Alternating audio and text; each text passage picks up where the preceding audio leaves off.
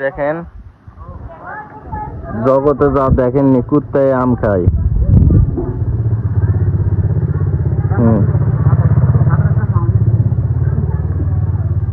খা।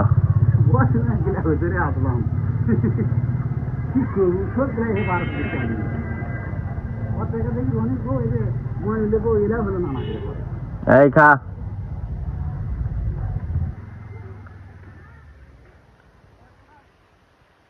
এই মৌসুমী ফল সবারই খাওয়া দরকার।